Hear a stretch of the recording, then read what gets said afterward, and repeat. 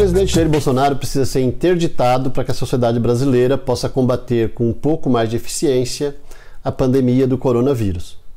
O pronunciamento oficial do presidente da República mostra a sua total incapacidade de respeitar a opinião da maioria da sociedade brasileira, das organizações nacionais e internacionais de saúde, inclusive da maioria dos prefeitos e governadores, inclusive aqueles do seu espectro político e ideológico. No pronunciamento, o presidente da República chegou a afirmar que os prefeitos e governadores estão errados quando suspendem as aulas, quando mandam fechar o comércio, quando suspendem a circulação do transporte coletivo. Disse, inclusive, que está se exagerando os riscos e os impactos na saúde pública do coronavírus, porque, segundo ele, este vírus ele provoca a morte principalmente das pessoas com mais de 60 anos. Isso por si só já mostra que o presidente despreza, minimiza a gravidade da morte das pessoas idosas. E por isso só, por esse desprezo à vida das pessoas idosas, ele já se mostra indigno do cargo que ocupa e precisa ser afastado do cargo imediatamente. Mas todas as outras manifestações estão erradas, inclusive essa, porque se considerasse que as pessoas com mais de 60 anos estivessem imunes em relação ao coronavírus e que não tivesse nenhum risco delas sequer serem infectadas pelo coronavírus, mesmo assim o problema seria muito grave, porque se a maioria das outras pessoas, uma proporção grande das outras pessoas, um terço, por exemplo, das outras pessoas com menos de 60 anos, inclusive das pessoas atléticas, se contaminar com o coronavírus e uma proporção delas tiverem que ter atendimento médico hospitalar, vai fazer estrangular o sistema de saúde no nosso país, e isso vai provocar a morte isso provocaria a morte de muitas pessoas pelo coronavírus, mas também pelas outras patologias, todas as outras doenças que podem, inclusive acidentes que podem provocar a morte das pessoas, provocariam essas mortes, ou seja, milhares de vidas que poderiam ser evitadas não serão, se todos os estabelecimentos de saúde estiverem congestionados, estiverem estrangulados. E o presidente minimiza isso, fingindo que isso não vai acontecer.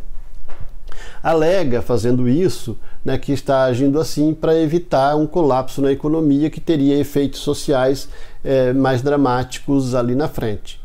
Faz isso e defende essa mesma posição no mesmo dia que também o presidente dos Estados Unidos, Donald Trump, o faz. Ou seja, o argumento deles é que estão fazendo isso para proteger a sociedade, proteger e garantir o desenvolvimento econômico da sociedade. Alguns empresários, inclusive, dizendo que morrer 5 ou 7 mil pessoas é menos grave do que a paralisia da economia. O que é outro absurdo, que mostra o desprezo que tem, considerando que, como na Itália morreu aí cerca de 7 mil pessoas, dizendo que não seria grave, não seria tão grave quanto paralisar a economia se morrer 5 a 7 mil pessoas no Brasil.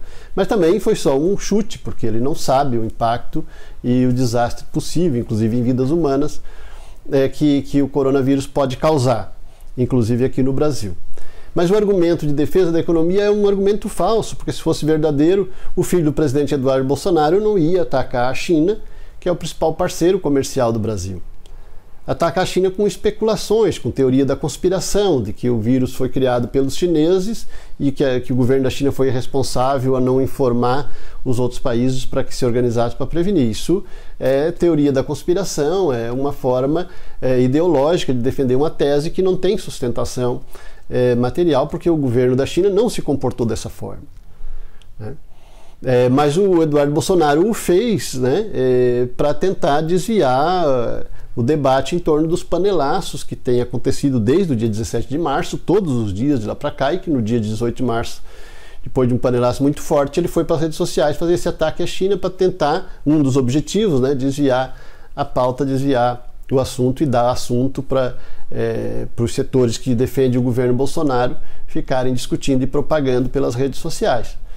Mas, né, essa atitude dele, né, não obstante as diferenças político-ideológicas, tem consequências econômicas, né, e o embaixador da China se manifestou claramente. A China é o principal parceiro comercial do Brasil, muitos setores, inclusive da base de sustentação do governo Bolsonaro, dependem economicamente da boa relação comercial do Brasil com a China. Inclusive a exportação de produtos primários da agricultura e da mineração tem a China como principal parceiro comercial.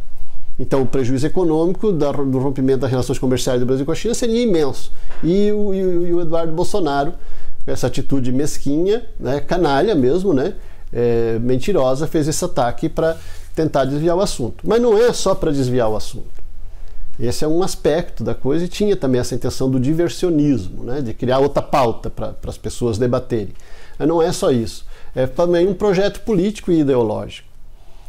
Eduardo Bolsonaro fez o trabalho sujo da extrema-direita dos Estados Unidos e do presidente Donald Trump dos Estados Unidos, com esse ataque à China. E ele segue um projeto que tem esse compromisso, e esse é um elemento importante da gente refletir e analisar também. O clã, a família Bolsonaro, diversos ministros, né, têm a orientação política definida pelos interesses da extrema-direita dos Estados Unidos, que é condensada pelo astrólogo, charlatão e canalha, que agora se finge né, se pinta como filósofo, o Olavo de Carvalho. Né? O Olavo de Carvalho é esse brasileiro, astrólogo, que foi para os Estados Unidos, mora lá há muitos anos e se pinta de filósofo, e que na verdade tem influência direta e muito forte sobre o presidente, os filhos dos presidentes e parte dos ministérios. O ministro das Relações Exteriores, Ernesto Araújo, né, que foi para a televisão dizer que o embaixador da China tinha que pedir desculpa para o governo brasileiro, invertendo a situação, né? O Eduardo Bolsonaro ataca a China, mas quem tem que pedir desculpa para o Brasil é o embaixador da China, que reagiu à altura, né? A milenar paciência chinesa, né, foi, né, explodida pela postura calhorda do deputado Eduardo Bolsonaro.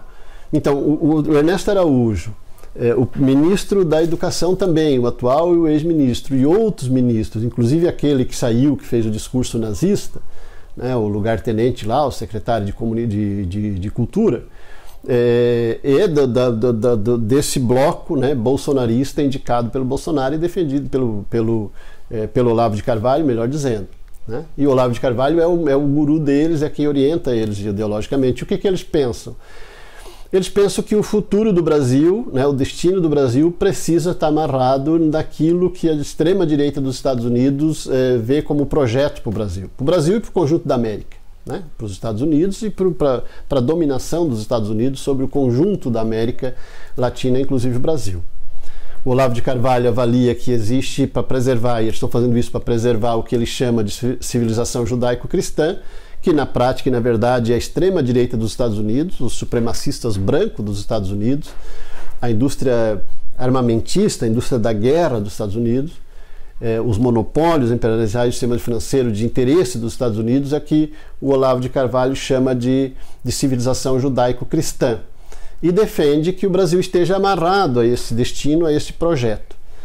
Né? E para eles, para essa posição ideológica, não está em discussão o interesse ou a vontade, a predisposição da maioria da população brasileira, e nem os interesses econômicos da maioria da população brasileira.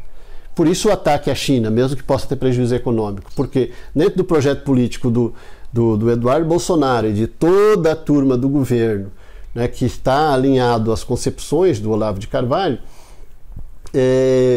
o que interessa é amarrar o futuro do Brasil, o destino do Brasil, ao que interessa essa extrema-direita dos Estados Unidos. E ele, Olavo de Carvalho, vê 3 ameaças contra esta civilização judaico-cristã, que é esse bloco da extrema-direita dos Estados Unidos e da América que eu estava falando. E não só, tem gente em outros continentes também defendendo nessa mesma direção.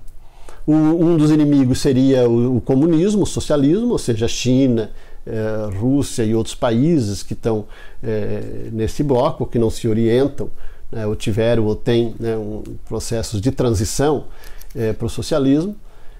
O outro bloco seria o globalismo, né, ou seja, a infiltração do marxismo cultural, do gramscismo, nas organizações multilaterais do mundo, né, do Ocidente, inclusive, né, e o ataque é direto contra a ONU e todas as organizações da ONU, né, todas as estruturas da ONU, e o Olavo de Carvalho ataca como organizações que têm infiltração do marxismo cultural e, portanto, estão contaminadas e que não pode mais ter interesse, né, desse projeto, né, que ele acha que é o projeto de defesa da civilização judaico-cristã. E o terceiro eixo desse mal, né, segundo Olavo de Carvalho, são todos os países de religião muçulmana, né, os muçulmanos, o mundo muçulmano de forma geral. Então essa é a concepção deles. Então o Olavo de Carvalho, o deputado Eduardo Bolsonaro, ele agiu com esses princípios ideológicos. Como, aliás, também está agindo o presidente da República, Jair Bolsonaro, e o próprio presidente Donald Trump. Eles estão agindo com essa perspectiva filosófica. Então não é só bestialidade, embora a proposta seja bestial. Né? Não é a loucura, o cara está completamente pirado. Não, eles pensam isso ideologicamente. O que é pior, eles pensam e defendem isso ideologicamente. E tudo que eles têm feito, que o Jair Bolsonaro tem feito, o governo federal tem feito, está subordinado a essa orientação.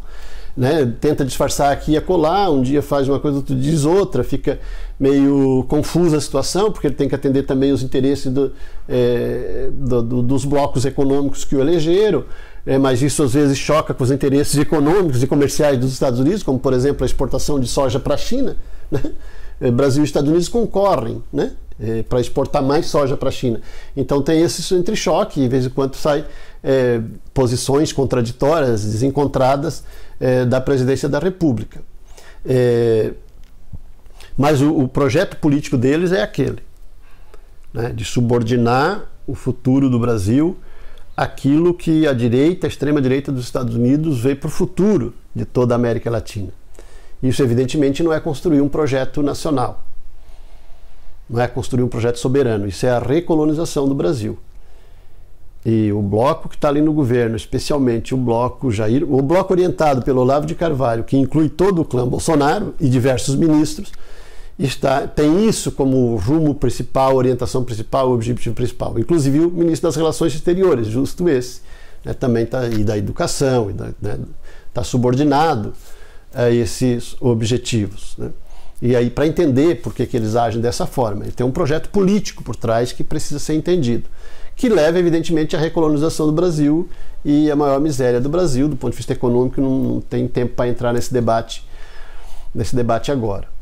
Os governadores e os prefeitos, porque também estão mais perto da sociedade, vendo o drama acontecer e tem mais pressão, né, da sociedade por cima deles, têm buscado tomar posições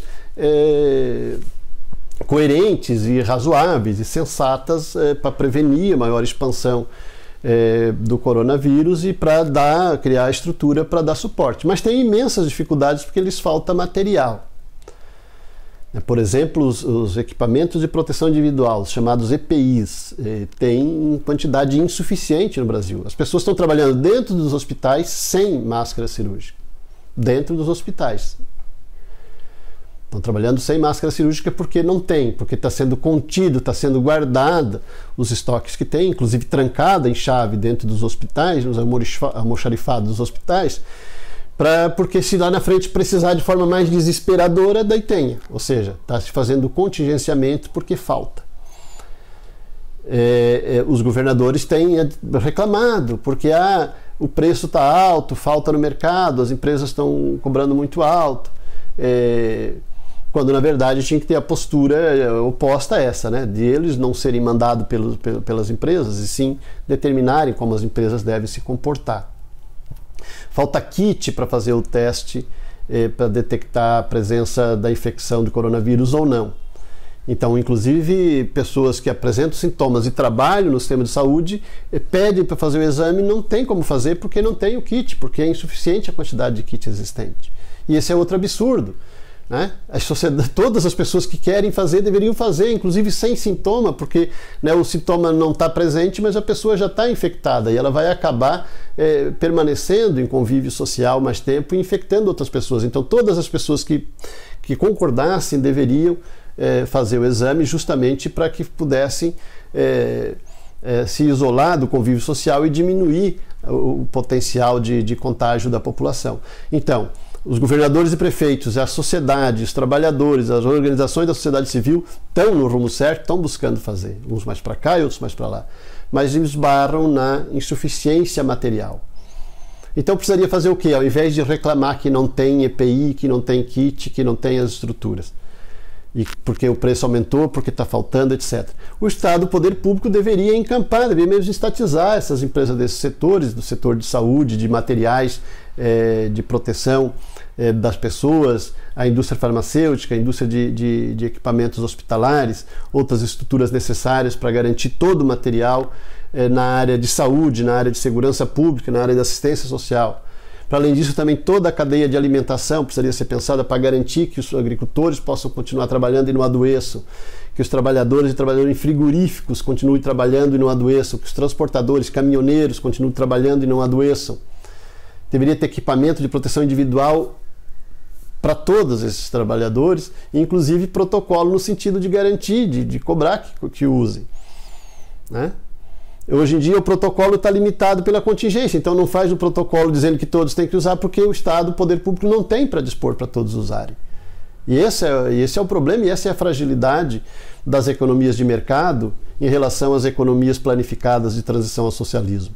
É por isso, e não por razões outras, né, que os países de economia planificada de transição ao socialismo estão enfrentando com maior eficácia essa crise atual, como enfrenta as outras crises também. Porque o poder público tem o controle, né, tem o controle sobre os recursos materiais e os recursos humanos, e pode definir a forma de quantidade de produção, estocagem, política de preços, distribuição, transporte. Né? Então, na área da alimentação, do colono ao supermercado, é preciso que o Estado proteja essa cadeia toda de produção, toda essa logística de produção, de armazenamento,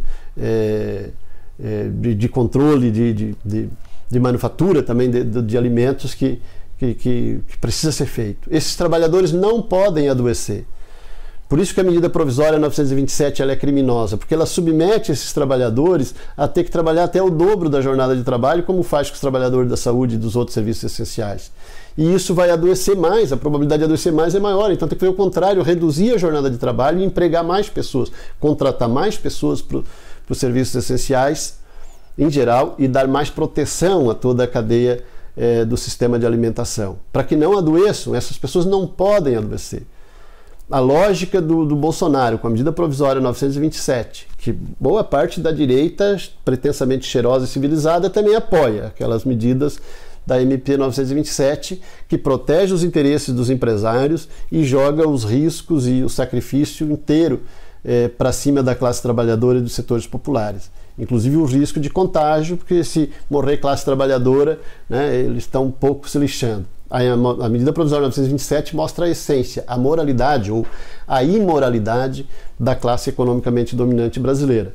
E o Bolsonaro assinou embaixo dessa imoralidade, se comprometendo com isso. Ou seja, proteger os interesses econômicos dos ricos, do 1% mais rico da sociedade, com o sacrifício da própria vida dos 99% restantes da sociedade. Essa é a essência, né, da medida provisória 927. Então esse 1% mais rico vai se encastelar nas mansões e nos apartamentos de luxo, enquanto 99% da população, especialmente a classe trabalhadora, vai estar jogada à própria sorte, sendo obrigada a trabalhar inclusive mais, em condições mais perversas, em jornadas mais desumanas, para garantir o lucro daqueles e a vida segura daqueles lá. E o discurso do Bolsonaro, portanto, de ontem à noite tem esse signo, que segue o da extrema-direita dos Estados Unidos, e por isso que coincide que os dois fizeram o mesmo discurso ao mesmo tempo. Como falava, os países de economia planificada enfrentam com maior eficiência porque tem mais controle sobre os materiais. E nós precisamos defender isso, que os governos brasileiros, que o poder público no Brasil haja dessa forma. Se não concordam em tempo normal, né, do desenvolvimento da sociedade, com essas concepções, com a estatização, com mais controle do Estado sobre as cadeias de produção e de distribuição das mercadorias, dos produtos necessários à vida humana, nesse tempo de crise, quando tem a ameaça, inclusive, disso adquirir uma proporção catastrófica, é preciso ser feito por necessidade material. Se não entende do ponto de vista político e ideológico, é preciso que entendam do ponto de vista da necessidade objetiva, da necessidade material, da necessidade concreta de preservar todas as vidas possíveis no Brasil, de garantir os serviços essenciais em saúde, segurança, assistência social e outras áreas, de garantir o funcionamento adequado com toda a proteção, com menor jornada de trabalho, menor sacrifício de toda a cadeia de alimentação, da roça ao supermercado, passando pelos frigoríficos e pelos caminhoneiros.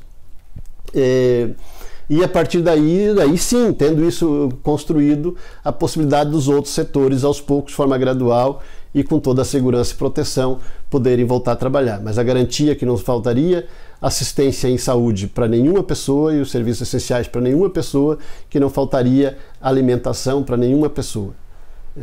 Esse é o debate que a gente está trazendo. Se você concorda com essas posições, a gente pede para difundir esse vídeo entre os seus contatos e também para se inscrever e curtir o nosso canal, que tem o objetivo inteiramente militante de defender uma sociedade mais justa, uma sociedade justa, igualitária e fraterna, e nesse momento de usar todo o esforço necessário para enfrentar essa crise e tocar a vida humana, né, em sociedade, em tranquilidade, em paz e em progresso daqui para o futuro.